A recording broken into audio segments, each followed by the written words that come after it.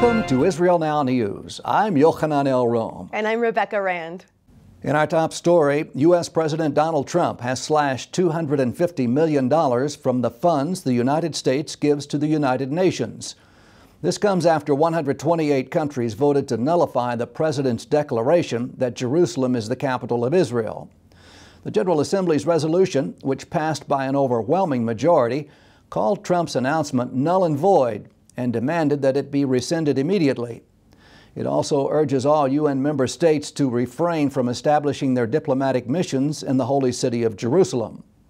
The American ambassador to the UN, Nikki Haley, explained the budget cut, saying, "We will no longer let the generosity of the American people be taken advantage of or remain unchecked." Despite the negative outcome of the vote, Israeli Prime Minister Benjamin Netanyahu noted that a growing number of countries refused to participate in the UN's theater of the absurd. Netanyahu said he's in touch with dozens of countries about moving their embassies to Jerusalem. In fact, one nation has already announced it will follow the U.S. in relocating its embassy from Tel Aviv to the Holy City. Rebecca has more on this exciting development. Yes, Yochanan, the United States has paved the way for countries around the world to recognize Jerusalem as the Israeli capital and move their embassies here. Israel hailed Guatemala as a true friend of the Jewish state after it pledged to move its embassy to Jerusalem last week. The Central American country established the 37th Israel Allies Caucus in its parliament in October. At the time, Josh Reinstein, president of the Israel Allies Foundation, said, "Through faith-based diplomacy and our network of Israel Allies caucuses, we will develop a new, vibrant, and united wave of political support for the State of Israel, unlike anything we have ever experienced." Israel's foreign ministry has confirmed that dozens of other countries are in serious talks to move their diplomatic missions to the Holy City. Dozens of angry Muslims attacked a Coptic house of worship in Egypt on Christmas Eve. The church, located in a small village just south of Cairo, sustained significant damage to the outside of the building, and congregants said everything inside the building was destroyed. Copts are one of the oldest Christian communities in the Middle East. Egypt has the largest population of Coptic Christians. They make up about 10% of the country's 95 million people. The other 90% are Muslims. Egypt has struggled with fanaticism, and the Christian community there has frequently become the target of violent Islamic extremists. Jerusalem has had it with UNESCO's prejudice against the Jewish state, and it has announced that it is withdrawing from the United Nations Educational, Scientific, and Cultural Organization. This announcement comes just after the United States put UNESCO on notice that it was discontinuing its participation due to the body's obsessive anti-Israel bias. Jerusalem's envoy to UNESCO, Carmel Shama HaKohen, praised Prime Minister Benjamin Netanyahu for his decision to withdraw, saying that Israel has no place in the organization so long as it remains morally corrupt. A Florida city has taken a major step in fighting anti-Semitism. The town of Bal Harbour has become the first municipality in America to pass an ordinance defining anti-Semitism as a hate crime. The regulation went into effect immediately, allowing law enforcement and prosecutors to treat anti-Semitic vandalism and attacks as crimes of hate. The city lawmakers hope that other municipalities throughout the United States will quickly follow their example and join them in the fight against anti-Semitism. The head of Israel's security agency says that it foiled more than 400 terrorist attacks in 2017. Nadav Argaman told Israeli lawmakers that the security calm in Israel is deceptive because Hamas is constantly planning attacks on Israelis. Speaking at the Knesset Foreign Affairs and Defense Committee, Argaman said that despite the supposed formation of a unity government, Hamas is trying harder than ever to destabilize the Palestinian Authority. He said that the number of attacks proves that things beneath the surface are very intense. American federal agents thwarted what could have been a devastating terror attack this holiday season. According to officials, the alleged terrorist is a former Marine who converted to Islam. He expressed anger over President Trump's recognition of Jerusalem as the Israeli capital and was planning a massive attack on San Francisco on Christmas Day. The suspect subscribed to Islamic State ideology and was an outspoken supporter of previous attacks, including the deadly Halloween car ramming incident which killed 8 people in New York City. The FBI said an undercover agent exposed the terror plot, and the suspect was arrested before he was able to carry out his intended carnage. The bereaved mother of a fallen Israeli soldier addressed the United Nations about returning her son's remains, which have been held by the Hamas terror group for more than 3 years. Dr. Leah Golden, mother of fallen IDF Lieutenant Hadar Golden, asked the UN to intervene and demand that Hamas return her son's remains and those of Oren Shaul, as well as 3 Israelis who are being held hostage by the Gaza-based terrorist organization. Dr. Golden urged the UN to condition the continuation of humanitarian aid to Gaza on the return of the Israeli soldiers and civilians. Dozens of synagogues throughout Canada have reported receiving threatening anti-Semitic letters with the slogan, "Jewry must perish." The letter is marked with the Nazi symbols of the yellow Star of David and a swastika.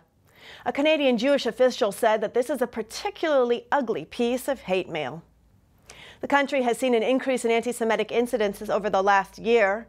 Government officials have condemned the threats and said that anti-Semitism has no place in Canadian society.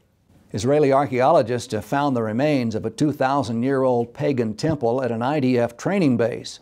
The discovery was made with the use of an unmanned aerial vehicle, which mapped the area and exposed an altar and the image of a bull within the ruins. Archaeologists believe that the structure was built by the Idumeans during the Hellenistic period, which makes this a rare and exciting discovery. After 4 years of drought, Israel is bracing for the consequences of yet another dry winter. Israel's agriculture minister, Uri Ariel, called on the public to pray for rain. Last week, hundreds of Israelis were joined by the chief rabbis of Israel at the Western Wall, where they collectively prayed for precipitation. Representatives from the Israeli Farmers Association attended the event.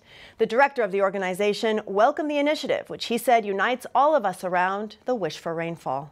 Doctors in Israel have once again made medical history. The first ever bone regeneration surgery was performed at Ha'emek Hospital in the northern city of Afula. The physicians extracted fat cells from the patient, grew them in a laboratory, and then re-injected the cells to generate the missing bone. An Israeli biotech company developed the technology to isolate fat cells and stimulate them in a bioreactor which mimics conditions in the human body. After 2 weeks, the tissue is reintroduced into the patient and begins to regrow bone. One of the doctors remarked, "This surgery changes the entire game in orthopedics." He said, "Today, I have the ability to grow any bone in the lab." As 2017 comes to a close and we begin a new year, we at Israel Now News would like to wish our viewers a happy, healthy, and successful year to come. And we'd like to invite you to visit the Holy Land in 2018. As we say in Hebrew, L'shana ha'ba'ah b'Yerushalayim. Next year in Jerusalem.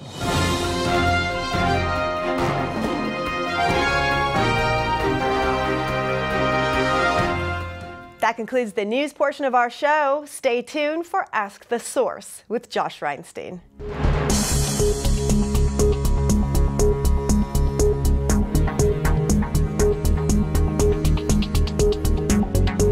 Hello and welcome to Ask the Source. I'm your host, Josh Reinstein, and we're here on a beautiful cloudy day on a rooftop studio in Jerusalem. My guest today is Jeff Balaban. He's an advisor to the Trump campaign. Jeff, thanks for being on the show. Happy to be here. Jeff, tell us a little bit about this amazing decision that happened at the beginning of the month to recognize Jerusalem as the capital of Israel. Well, you know, Donald Trump is obviously a man who keeps his promises. He made this promise to the American people. He made this promise to the people of the world during the campaign, and he kept it. You're here in Jerusalem. Everyone in Jerusalem is Trump fever. I mean, people love him here. But really, he just did the obvious. I mean, it is the capital of Jerusalem. It's where our Knesset is, where the Supreme Court is. Why is it such a big deal? You know, you would think it would be obvious, but the truth is, as recently as Barack Obama, just before Trump became president, you know, the President of the United States, Barack Obama, and the UN pretty much declared that Jerusalem was not Jewish, that Jews really don't have a place in Jerusalem, which should be ethnically cleansed from much of Jerusalem, and instead that it's Islamic. Yeah, we saw during the Obama administration that there were some hard times between the relationships between America and Israel. But yet now, Israel and America are best friends again. What kind of effect do you think this has on the world? I think the world is watching closely. We're already beginning to see in the UN and elsewhere on the world stage how people are beginning to realize that America now truly has Israel's back. And thank God for that, because the blessings of America are really necessary for Israel and vice versa. That they are saying that the recognition of Jerusalem as the capital of Israel is a huge win for Americans' evangelical Christian community. Why? Look, the truth of it is, a majority of Americans and a majority of Israelis all know that Israel's capital is in Jerusalem and that America has to stand with Israel in every respect. Unfortunately, until now, that hasn't been the case in recent years, and even those presidents and administrations who meant Israel well somehow couldn't bring themselves to do what was right. This is a big deal. The president knows very well, and I've seen this many times, the president interacting with evangelicals in America. He knows very well the huge support he had from evangelicals, and he knows this is a critical issue to them as to most Americans. It used to be that Israel was a Jewish issue, that it was seen as the Jewish leadership was moving the ball forward. But today, a lot of people are thinking, wait a minute, this is also an evangelical Christian, a Bible-believing Christian issue. Why has this turned to become such a vital issue for the 60 million evangelical Christians in America? You know, for a long time, Israel was incorrectly perceived as a Jewish issue. And I say this freely as an observant Jew and who cares very much about Jews around the world, especially in America where my family is. It's been perceived as a Jewish issue. But most Jews in America, fortunately, aren't really Bible believers, and those who are stand very strongly where the evangelicals are when it comes to Israel. And so we're thrilled. Those who believe in the truth of the Bible are absolutely thrilled that we have a president who sees the truth of right and wrong and is standing with Israel because of that. We're hopeful that this issue is seen as it correctly should be, as an issue for tens of millions, many tens of millions of Americans. After all, there are only a few million Jews, and together with standing with our friends who believe in the truth of the Bible, it's absolutely imperative that we stand up for the truth of Israel. Mike Pence is a Bible-believing Christian. He was former chairman of the Congressional Israel Allies Caucus. How important was his involvement in this decision? You know, this decision was a decision that was across the board.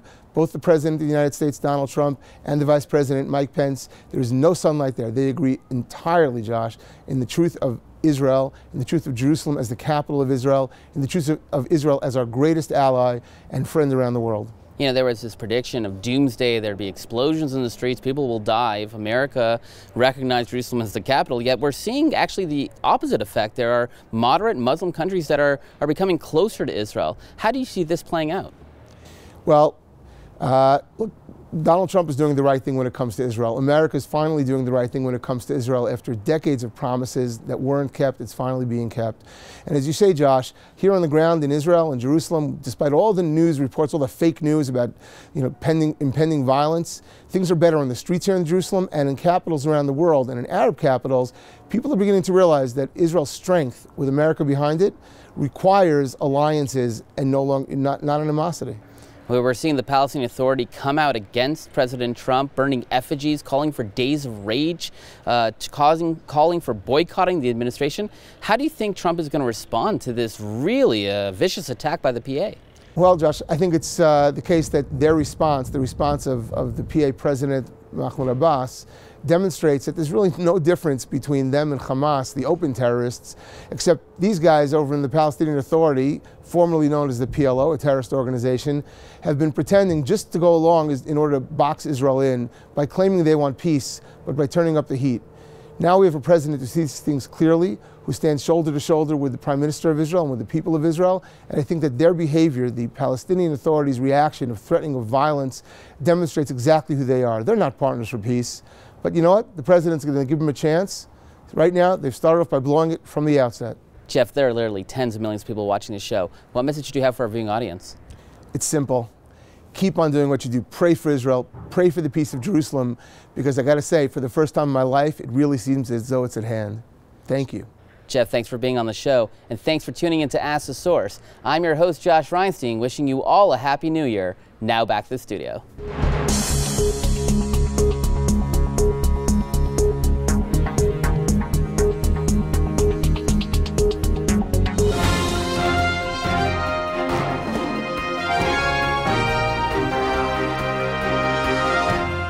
Up next, the return to Zion with Karen Hayesod.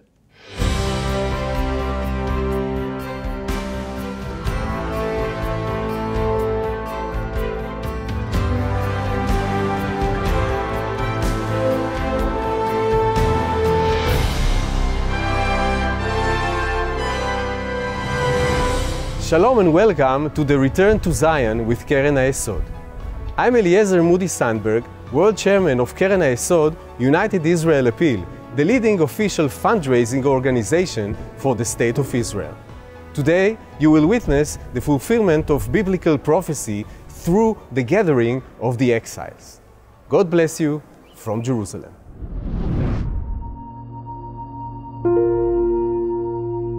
Despite enduring thousands of years of danger and persecution, the Jewish people never lost the heartfelt dream of returning home to the eternal city of Jerusalem, to the land of Abraham, Isaac, and Jacob, to King David's capital. Scattered across the four corners of the earth, Jerusalem continued to beat relentlessly in the heart of every Jew. Through the darkest of days, the dream remained to see Jeremiah's prophecy come to life. There is hope for your future. Your children will return to their borders.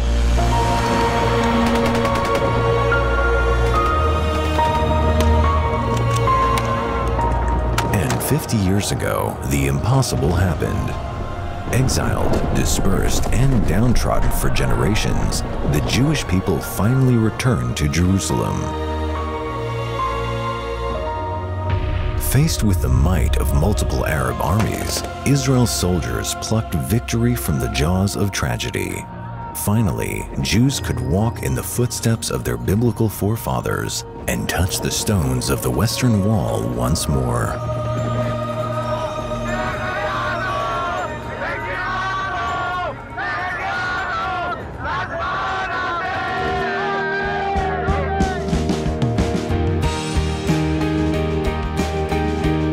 In the 5 decades since then, Jerusalem has become a city transformed. From the rubble of war, a modern, high-tech metropolis has been built. A political capital and a cultural capital has blossomed. New neighborhoods continue to be built, while cutting-edge medical centers, universities, and research hubs lead the world. And all the time, a heavenly tranquility can be felt as the faithful of 3 religions worship, live, and play in freedom.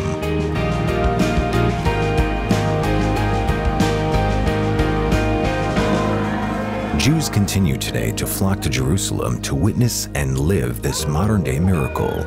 They arrive from the 4 corners of the earth to experience a Jerusalem which their ancestors could not possibly have imagined. Soon, the Jews of Israel will outnumber those living in the rest of the world for the first time in 2 millennia. With the help of Keren HaYesod supporters, they are making new lives in the land of Israel. The Jewish people are truly coming home. They are part of a thriving, dynamic city. A city which stands at the crossroads of the past and the future, the ancient and the modern, where thousands of years of history blend seamlessly with the promise of a better, brighter tomorrow. Thus says the Lord God, Behold, I will lift up my hand to the nations and set up my standard to the peoples, and they will bring your sons in their bosom, and your daughters will be carried on their shoulders. We've been praying to return home, to be back in the promised land. And we are here in Israel with the new Olim, with the new immigrants who arrived to Israel. This is the moment of the fulfillment of the biblical prophecies. It is happening as we speak around me. God bless Israel. God bless you. Thank you very much for your kind support, bringing the Jewish people back home and fulfilling the biblical prophecies. To this day, Keren HaYesod is helping Jews around the world come home with the help of Jews and non-Jews alike. But the mission is not yet complete. Jerusalem continues to develop, to strive for greater prosperity. Ethiopian Jews continue to arrive, facing the difficult challenge of absorption. The possibilities for this special city, with this special community at its heart, are endless. And together, we can write the next chapter in a history like no other. This is your last chance to donate before the end of the year and receive your holiday blessing from Jerusalem. Come join Keren HaYesod in fulfilling biblical prophecy. Let's bless Israel together. To donate and get information, call us at 1-800-505-1665 or visit our website at www.khisrael.org.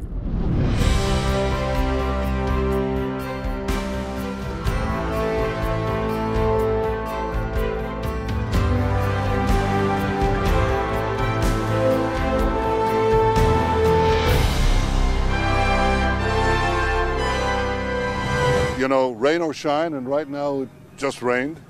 I'll always be here for you, and it's a pleasure for me on Christmas Eve to be here, standing in Jerusalem. It's right behind me, the holy city. I'm very proud to be the Prime Minister of Israel, a country that says Merry Christmas first to its Christian citizens and to our Christian friends around the world. I'm proud that Israel is the country in which Christians not only survive, but they thrive, because we believe in this friendship among people, and we protect the rights of everyone to worship in the holy shrines behind me. So now I have a proposition for all our Christian friends. I'm going to take, next year in Christmas, for those of you who come to Israel, I'm going to take a guided tour. In fact, I'll be your guide on this guided tour. And think of all the places you can walk. You can go to the Jesus boat in the Sea of Galilee. You can get to the Church of the Holy Sepulchre right behind me. Any places that you want to visit in the footsteps of Jesus and the origin of our Judeo-Christian heritage. So please come to Israel next year in Jerusalem, and Merry Christmas to all of you. Lift up your eyes and look around. All your children gather and come to you. The biblical prophecy is unfolding right before our very eyes. The people of Israel are returning to the Promised Land after 2,000 years of exile. But millions of Jews are still longing to come home. Anti-Semitism threatens many of the Jews. We must rescue them before the window of opportunity slams shut. Bless Israel by supporting Keren HaYesod United Israel Appeal, the leading official fundraising organization for the State of Israel. Together, we can fulfill the prophecy of the Bible. Let us bless Israel together. To donate and get information, call us at 1-800-505-1665 or visit our website at www.khisrael.org.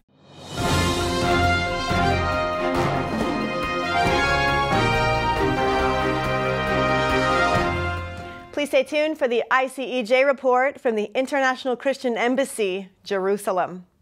For this new year 2018, I want to greet you here from the city of Jerusalem.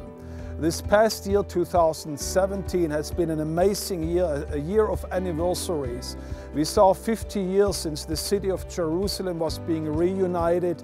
We saw 100 years since the Balfour Declaration, 100 years since Lord Allenby was liberating this city. And this year is going to celebrate 70 years of the State of Israel. I believe if you look at those numbers in a biblical context, they speak of a season of completion, that a period has been ended and something new is starting. And I do believe that the year 2018 will be an amazing year for the State of Israel, where God will launch a whole new season of fulfillment for the Jewish people. But I believe also it's going to be a season of fulfillment and blessing for your own personal life.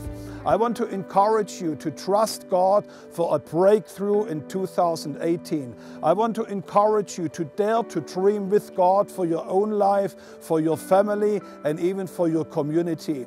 This is going to be a year, a season of blessing. And I want to encourage you right here from the city of Jerusalem to turn this year 2018 into your own personal season of blessing for you and also for your family. So the Lord bless you greatly right here out of Jerusalem.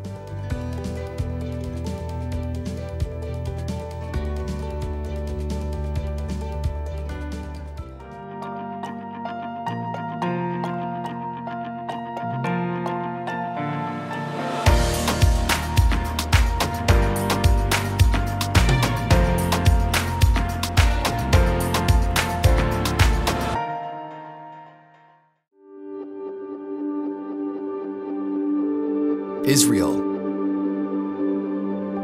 It is the heart of the Middle East. the most important country in all of human history, and the single most influential place that's impacted your life.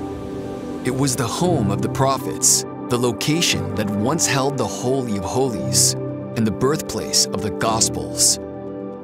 The connection between this land and your heart is undeniable, but you can also be a blessing to this nation by partnering with the International Christian Embassy Jerusalem. Now is an exciting time to be a part of what God is doing in Israel. Biblical prophecy is being fulfilled before our eyes. The Jewish people are returning to their homeland from the four corners of the earth, and life has returned to the land itself. And the Holy Spirit has been moving on the heart of Christians, just like you, to be a part, and ICEJ has been there.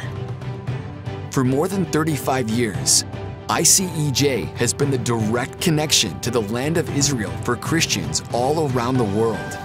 And together, we are helping the needy, providing shelter for Holocaust survivors, integrating new immigrants, supporting minorities, mentoring youth at risk, and have actively helped 120,000 Jews come home to Israel.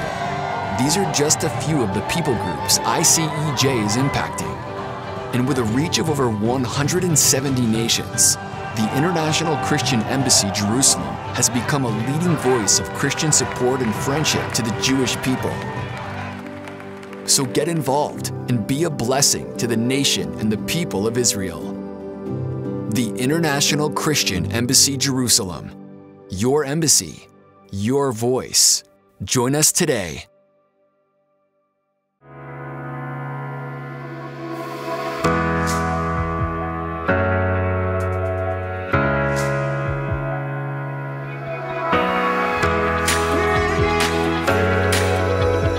We're so excited to be worshiping the King Yeshua in the desert.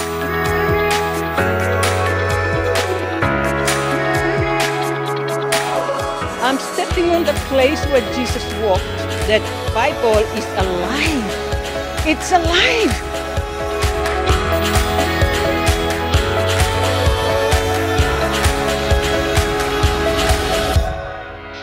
All the nations are here. We want to tell Israel, you are not alone. We are standing with you. This is a forces of heaven. Come up to Jerusalem.